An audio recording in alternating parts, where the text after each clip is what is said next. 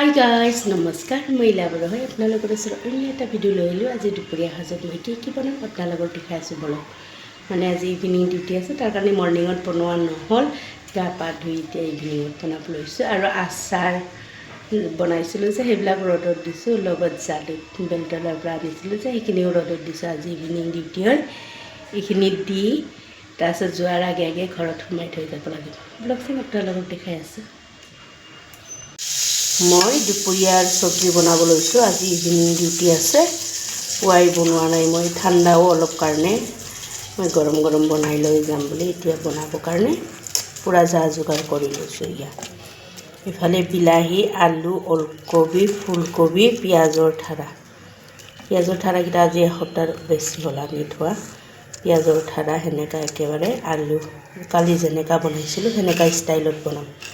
এইটো পিঁয়াজৰ ঠাৰাৰ পিঁয়াজখিনি ওলাই লৈছোঁ ধুনীয়াকৈ, কুমলীয়া পিঁয়াজ আৰু জলকীয়া কাটি লৈছোঁ। মাছ আছিলে যোৱাকালি ৰাতি যে আনিছিলোঁ কাৱৈ মাছ, বাচিব মন নাই, মাছ কিমান খাবি আৰু আজি ৰাতি বনাম ডিউটিৰ পৰা আহি কেনে। এতিয়া আৰু এইটো নবনাওঁ, অলৰেডি মাছ ফ্ৰাই কালি মানুহটোৱে মাছ আনিছিলে যে ভাঙন সেয়ে আছে ফ্ৰাই কৰা। ইয়াতে মই মাছ নিদিওঁ, ধুনীয়াকৈ ঢাকি ভাজি বনাম। এয়া কেৰাহী বহাই দিছোঁ, কালি মাছ ফ্ৰাই কৰা কেৰাহী। ভাজি নবনাওঁ, তৰকাৰী টাইপৰ বনাম। চাই থাককচোন। পিঁয়াজ আৰু জলকীয়া ফালাখিনি আৰু লগত গোটা জিৰা দি দিছোঁ। ধুনীয়াকৈ ভাজি গোল্ডেন কালাৰ কৰি ল'ম। তাৰপিছত দি কাটি ৰখা চব্জিখিনি পানী চানি নেদি ধুনীয়াকৈ ঢাকি বনাম একেবাৰে। ইভিনিং ডিউটি আছে, লাহে ধীৰে বনাম। সোৱাদ অনুসৰি নিমখ, কালাৰৰ কাৰণে ৰং গুড়ি দি দিছোঁ। এতিয়া ধুনীয়াকৈ ঢাকি 10 মিনিট ভাজি থৈ দিম। অলপ পিছত চাই আছোঁ। আৰু এটা কথা, সিদিনা যে আনিছিলোঁ যে কিবাৰ পৰা জালুকখিনি বেলতলাৰ পৰা, সেইখিনি ৰ'দত দিওঁ। অলপমান আৰু বাকী আছে, মানে ঘৰত মানুহ নাথাকোঁ যে, তাৰ কাৰণে অলপ টাইমহে দিয়া হয়। আজি অকণমান ইভিনিং ডিউটি আছে, ৰ'দত দি দিওঁ। মাছকেইটা পানী চেঞ্জ কৰি দিম এতিয়া।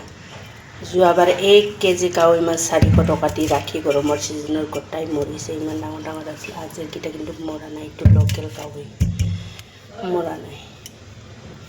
এতিয়া পানী চেঞ্জ কৰিছোঁ। এয়া জালুকখিনি ইমান ৰ'দ দিছে, ৰ'দত দি দিছোঁ। আৰু অলপমান বাকী আছে, আজি এবেলাটো দিলে হৈ যাব। ইফালে এয়া আচাৰ, জলকীয়া আচাৰ যে ভোট জলকীয়া সিদিনা বনোৱা, এইটো নহৰু আচাৰ, বহুত টেষ্টি হ'ব খাবৰ কাৰণে। ফাইনালি চব্জিৰ ঢাকনিখন গুচাই চালোঁ। ধুনীয়াকৈ এনেকৈ ঢাকি বনাই আছোঁ। পানী ওলাই আছে আৰু বেছি টাইম নাই হ'বৰ কাৰণে।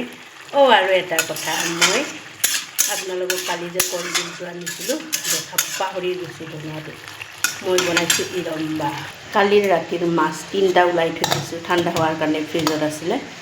এইটো ইৰম্বা বনাইছোঁ, টিফিন কিবা কৰি ল'লোঁ, পেকিং কৰি ল'লোঁ। ইৰম্বা কলৰ ডিলৰ দালি, আলু, মাছ এটা দি কিনে আৰু শিদল দি কিনে ধুনীয়াকৈ ইৰম্বা বনাইছোঁ। আপোনালোকক দেখাব পাহৰি গ'লোঁ মই। ফাইনালি অলৰেডি তৰকাৰীখনো হ'ব। এতিয়া অলপ পিছত মই ধনিয়া দি দিম। আপোনালোকে অলৰেডি গম পালে দুপৰীয়াৰ সাজত মই কি বনালোঁ ডিউটিত নিবৰ কাৰণে। এতিয়া ফুলকবি, ওলকবি, আলু, মূলা, লগত পিঁয়াজৰ ঠাৰি আৰু সেনেকা ধুনীয়াকৈ। এতিয়া লাষ্টত ধনিয়া দি দিম। এইটো দিয়ে আজি পৰিৱেশন কৰিম। ইৰম্বা কলৰ ডিলৰ আৰু এইটো মাছ ফ্ৰাই আৰু ওলকবি, মূলা সেনেকা, ফুলকবি, আলু সেনেকা ভাজি।